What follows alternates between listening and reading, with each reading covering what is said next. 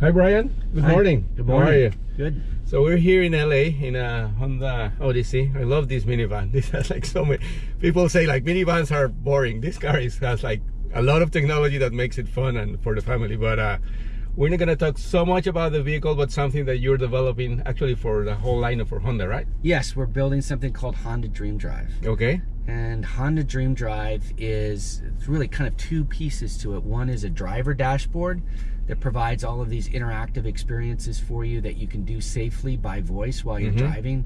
Find and pay for parking and gas, and order ahead through Grubhub, or find restaurants or movie tickets.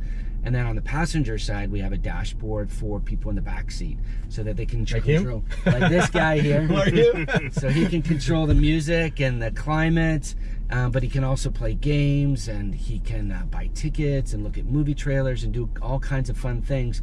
But everything is made for the car. So everything gets smarter with the car. So there's behind all of it is this artificial intelligence technology that learns about the drivers and passengers and their day-to-day driving routines and creates curated experiences for those drives. If it's a 10-minute drive or a 50-minute drive, it starts to kind of learn to figure out how to best serve you as a customer. So it's integrating all the technology that's in the car with all your needs to make it safer and like much easier to enjoy the car and everything, right? Exactly. So that if you're a driver and there's things that you need to get done, you can do that safely without picking up your phone and doing the things you're not supposed to do. And if you're a passenger, you actually have these made for experiences for the car. But what's really cool about it is you get points, basically like loyalty points and reward points for everything that you do. And all of these points get to be redeemed for products and services at your favorite retailers. It's like a game, but gives you like real benefits. Exactly. It's like flying in an airplane today. You get all these miles for flying, or you stay in a hotel, you get points. Why don't you get something for the car? Excellent. Okay, so are we gonna say it? Are we gonna drive and see how it works? Yeah, we're gonna take a drive. This is the first time, like, I mean, I don't know I mean, you have shown to Honda, obviously, but other than that, I mean, this is pretty cool to see it. It is. It's we gave people a sneak preview at CES this year. Okay, I was there. It's so busy. It was very busy, but this is the first time we're really kind of taking it out for consumers to get a clear view as to what's happening here. Okay, let's see it. What are we gonna do? All right. Well, I think the first thing we're gonna do is I'm gonna take a drive, and then Mike here is gonna walk you through what's happening on the screen and kind of take you through what's available. What we try to do is figure out the things that people need to do day to day. Okay. The most important things, like when you're looking for parking, either garage parking or street parking, the car will find your parking for you. And there's a whole payment system in the vehicle. So basically like a wallet that you would have on your phone or any other electronic device. Which is already there, And it'll pay for you in advance. Both garage and street parking. We have gas, so it'll find gas by brand, by location, by price. And then when you pull up to the pump, you tell the car what the pump number is, and the car will talk to the pump and pay for you. You don't have to put your credit card. Is this gonna need infrastructure from the vendors, from the gas stations, or how is this gonna work? Yeah, well, the gas stations are all converting to this technology. Okay. So Chevron, 76, BP, Shell, all of these guys are finishing this up. Most of them will be done by the end of the year. What about tolls? Because like tolls are like, unfortunately for most people, are like popping out on every highway in the country. There's the thing about yes, so we'll be adding payment for tolls. And that's very regional service. Like there's that's a problem, because a friend of mine actually came from DC to Miami, and he was going through Georgia and all these states and different systems everywhere. Exactly.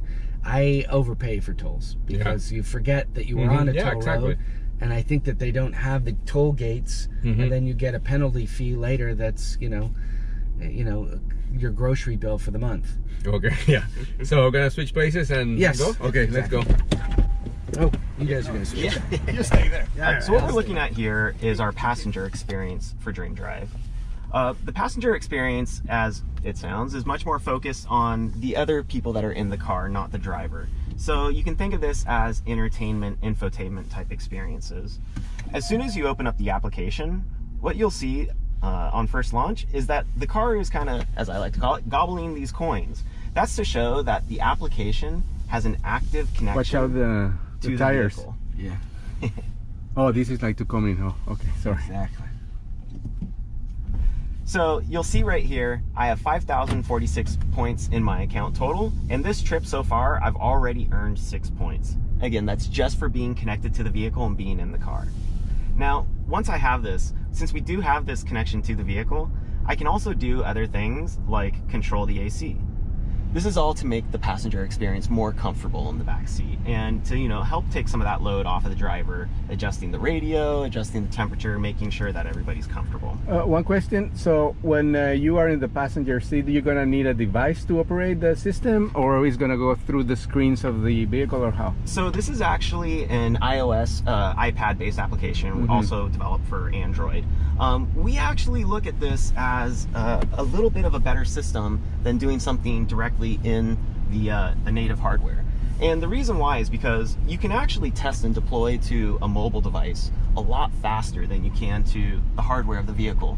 If you think about the hardware of a vehicle and development timelines of a vehicle, they're building this some 3 to 5 years before the vehicle's even released. And then they have to keep up with that.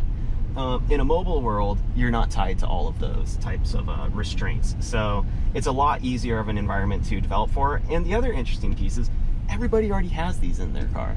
And not only does everybody already have these, but really, in terms of current technology, this is light years ahead of what this can offer. In terms of processing power and just display clarity, it's way ahead. Yeah. So, it's ultimately just a better platform to develop on. Okay. And we can have up to 5 people in the vehicle, all on individual devices, either playing or doing things exactly the same, or they could be doing 5 different things, but they can all be earning points at the same time. And so, like I mentioned, we do have this connection to the vehicle, and through the connection to the vehicle, we can actually get some interesting data points, like we'll get the speed of the vehicle, how much accelerator is being used, the RPMs, the direction. And once we have that kind of data, we can actually build some really kind of fun and engaging experiences on top of it. So I don't know if you're familiar with the Octonauts. The Octonauts is a children's brand, which is tasked with rescuing and protecting the ocean. So we developed this game here called Save the Ocean. And what will happen here is, as we are driving down the road, you'll see that we're kind of going through this virtual environment. Okay. And as we're going through this, you'll see that there's some motion here.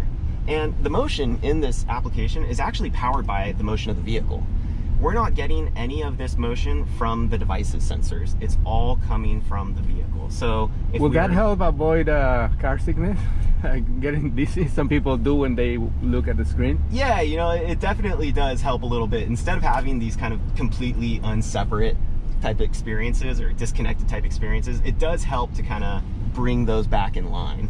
And we're using map technology and weather technology and all kinds of other sensor data to create this. So it's basically creating a 3D animated world in the form of a map that is basically a gaming environment. So, what you'll see as we drive up here is that you'll see the water here in Marina del Rey showing up, and this whole world around you, all of these different objects, locations are rendered into the gaming environment. Exactly. So as Bryan mentioned, we build on top of this platform called Mapbox, and what Mapbox allows us to do is basically map individual POIs to a certain graphical asset. So in this particular game, what we've done is we've taken things like retail locations, parks, schools, hospitals, and we've turned those into these kind of rich choral environments. So we can actually, it makes this a much more dynamic environment, which again just kind of makes it a little more engaging for the users of the application. It also encourages them to kind of look up and look around to see what's driving these changes.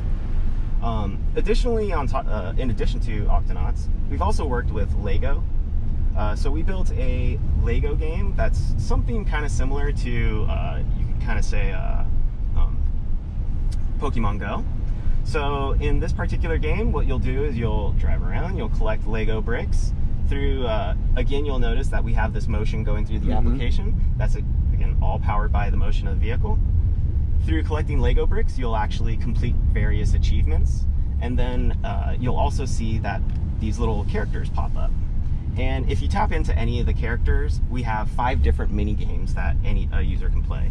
By playing the mini games, you collect more pieces of minifigures, and the whole idea is you're trying to complete the minifigures, which then once you complete a minifigure, you can take it out into mixed reality, an AR type world, take pictures, share it with friends, and fun stuff like that. Cool. Additionally, one of the other partners that we've built a fun little entertainment experience on top of is with DC. So we worked with DC, and DC wrote 5 all-new comic stories for us, original stories, original artwork, and we actually worked with them to come up with a whole new comic reader. So what's a little different about our comic reader is that we've done this really neat kind of multi-layered artwork. And what that allows us to do is, again, leveraging the power of knowing where somebody is. Let's just say there's a particular panel in this comic where Catwoman's robbing a bank. If you're sitting in front of a Bank of America at that point in time, we could actually slip a Bank of America piece of artwork behind that graphic. And so again, it brings people a little bit more into the environment, forces anybody who is playing with one of these devices to look up and look around a little bit, instead of being so heads down, and to kind of engage with the world around them. As you go through each of these comics, there's little mini games again to play. Playing and completing all of these comics will, as Brian mentioned before, earn you points. And ultimately, what you're going to do with these points is you're going to take them over here, and we've integrated with 50 different retailers. So you can take these points and let's just say I want some Starbucks, or Dunkin' Donuts sounds good too. We have a Starbucks right over here. Oh, perfect. Let's actually do that. So I can actually just go right here, purchase my Starbucks gift card.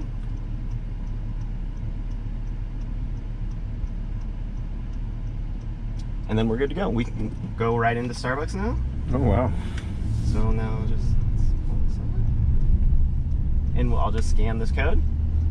And we'll pay with that at the store. Yeah, and that's all just from driving and being connected to the vehicle. Simple as that.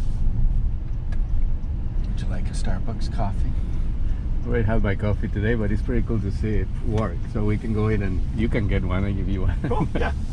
So, while we're kind of pulling in here, one of the other partners that we've worked with is Atom Tickets. So we've worked with Atom Tickets on both movie ticketing as well as trailers. So within the application, you can view all the kind of current movies that are out right now. For watching a trailer, you'll earn points. But then let's just say you enjoyed a particular trailer and now you wanted to find somewhere to go watch it. Then we'll actually pull up all local theaters as well as showtimes, and then you can purchase your tickets directly within the application. Again, if you have enough points, you could potentially just do that using the points that you have in your account. Okay. And one of the last things that we're doing with this, again, this great connection to the vehicle, is radio. So we actually can control the FM tuner, but not only control it, we're aware of what's being listened to, how long it's been listened to, where people are when they're listening to it. So we can generate a lot of really rich listening data around the radio. So full control for the users, but also much richer attribution data for the broadcasters themselves. So would that be used by the passenger? Yes. Would that allow other passengers to listen to different things? It's a great point. So it depends on which source you're using. If you want to control the FM tuner, then that would actually be controlling this FM tuner, which you only have one of. Now, that's permissions based. So if you have, let's just say 4 people in the car, they each have their own profile. Basically, you can say, you get control of this trip. The other 3, they don't. Oh, I see. So you can control permissions like that, so not everybody's fighting over the radio. But then we also have worked with some streaming radio providers. So coming from Univision, I'm sure you're familiar with Entercom. Entercom has a streaming radio product called radio.com. It just basically aggregates their 250 plus local radio stations, and we've integrated with them. So we actually have all radio.com streaming radio stations available through the application. Now, one of the interesting things that we can do with this, again, is let's say we're driving down the road and we're listening to an Entercom station. You get to work. now all of a sudden you're sitting in your car because you don't want to end a particular segment you're listening to. If you shut off your car, we actually knew what FM channel you were on. We can prompt you to say, would you like to continue listening to the digital stream? So that continuous listening kind of experience to make sure that people don't miss a minute. Really powerful, really interesting. Excellent. So we're gonna go and get a coffee? We are. Let's go. With your point. Your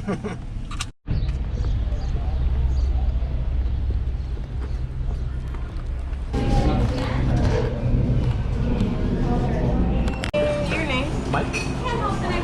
So it'll be 6 Thank you. Have a great one. Well, that was pretty easy. So you use your points from the car, you came in here, you pay with thing, and no, nice no cold wallet, drink now. no cash, no Nothing. That was it. Okay. Just driving your car. My car bought my coffee for me. Okay, let's go and see the other part of it. Now that the passengers are entertained, we have them happy, they have their drinks. You know, the driver is still gonna have certain needs. So let's just say you picked up your drink, but you suddenly realized, oh no, I need gas. But you're driving, so you don't want to pull out your phone and fumble through Google to search for gas stations. So what I can easily do is just say, okay, Hannah, find fuel nearby. I found 9 gas stations nearby. The first one is Arco. Do you want this one? Yes. And then once I select the gas station that is of particular interest to me, whether it was the gas price or location that I was interested in, I then have the option to pay at the pump. If I do choose to pay at the pump, I pull up to the pump, select my pump number, confirm that. I'll confirm my payment method. My payment method is actually using my Honda Pay wallet.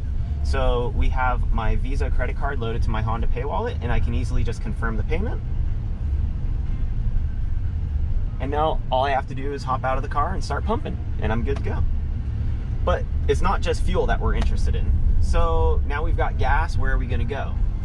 Let's just say that it's around dinner time, you just picked up your kids from school, or wherever, class, wherever it may be, karate, and you need dinner now. So I'm gonna say, okay, Hannah, find Thai nearby. Say that one more time. Find Thai food nearby. I found 9 restaurants nearby. The first one is Ekamai Thai Restaurant. Do you want this one? Yes. Do you want to find parking? Call or navigate here. I'm just gonna pause the voice agent here real quick. So you'll see, obviously I found a restaurant that looked interesting, that's have the location. Now, I can either just get directions straight there, but you know, I kind of have this idea that once I'm gonna get there, it's in this busy part of town and I'm gonna need parking. So then I'm gonna have to drive around and look for parking. Or I could just continue the voice agent and say, find parking.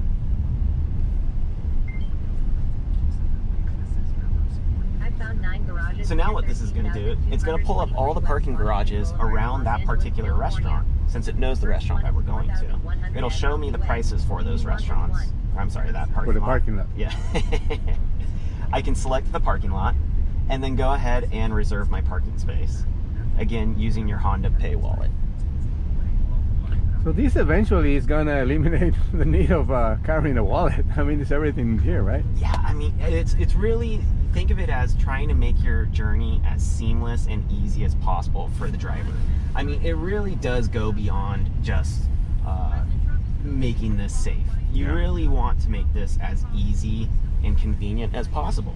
And that's where, you know, starting to chain together these various services, things like being able to find a restaurant and then find the parking. It really adds a lot of value for the driver in an environment where, again, they just can't be distracted. They can't have to be thinking about all of these different aspects of their journey. And also, you were saying it has artificial intelligence, right? So it keeps learning about your habits or like your radio station. Exactly, your, like, exactly. Route, so, you know, in particular, let's just say I could do something like, okay, Hannah, reserve a table for Italian. I found 6 restaurants nearby. So First one is with Honda Odyssey. it's going to go ahead and pull up any restaurants that have Italian restaurants that have an available reservation for 2 people. Yeah. I can actually go into that, and I'm tapping through these. Can I try something? Because I've tried sometimes with different accents. These systems might have some trouble understanding. So Sure, let's give it a try. What's So the command? So Hannah? to invoke the voice agent, you have 2 different options at all times. So if you're in a spot where you're able to, you can tap this and then just say the request that you're looking for. But if you just want to speak to the system, you would invoke it by saying, "Okay, Hannah." Okay, Hannah? Yeah. So, "Okay, Hannah." And then you can say your command after that. So, feel free. Okay, Hannah. I want to eat tacos. So the way we have it designed right now, it definitely will get to a point where it's a more flexible. Different languages. It's more the commands that that's one of the aspects of a voice agent that it learns and builds over time. Yeah. So it starts to learn how you speak to the voice agent, and then it starts to adapt to those commands. But that's something that it learns over time. So what would be the voice command if he wants a Mexican restaurant or tacos? Yeah, so I could say, "Okay, Hannah, find Mexican nearby." Sorry, I didn't get that. Can you rephrase? Find Mexican food in Los Angeles. That would be easy. I found 9 restaurants near Los Angeles. The first one is Rosados CTLA. Do you want this one? Yes. Yes. Do you want to find parking? Call And or so navigate. again, Okay, then the whole thing goes about to the find parking flow. and everything. Great. Yeah, one of the ones that I did not show you yet, though, is we've worked with Grubhub, and this is actually an interesting experience because, we thought of what would be something that's kind of interesting. You're picking up the kids from their various after-school activities. You're just trying to get dinner planned. You're thinking, what are we going to do? People are creatures of habit. They reorder the same food all the time. So we worked with Grubhub and developed a Reorder Food feature. So I could say, "Okay, Hannah, order food." And what this is going to do is it's going to pull in my last 5 orders from Grubhub. The first one is from March 14th at Mustafio's Pizza. Do you want this Yeah, one? I do that. Like I go to some fast food restaurants that are always the same, so I don't need to like reorder or configure the dish or whatever. And again, think of the use case where you're in a vehicle. You don't have the mental capability to process and remember a whole menu. And it's also not the best user experience to sit and have to listen to pages and pages of a menu be read to you. So again, it's optimizing for this particular context and for the driver. Excellent. Now here in particular, I can also dig in and see what did I order. So here I ordered a Fanta, some wings, and a Greek salad, and tiramisu. Excellent. And then I could go ahead and reorder that, and it would get delivered. Great. One of the other I love this feature because it's something that I use all the time. The share location feature. So share location. Oh, that's really useful. Yeah, we worked with Glimpse on this. So this is implementing Glimpse technology. So I could just say something like share okay, Hannah, share location. And then I'll have the option to either share my location, request the location from somebody in my contact book, or view the actively shared locations. So if I wanted to just go ahead and share my location with Brian, I guess I don't have him in my contact book. Sorry, Brian. Okay. But it's just as simple as tapping a contact, and then you can share out from there. Yeah, great. Okay. And that's largely the driver experience.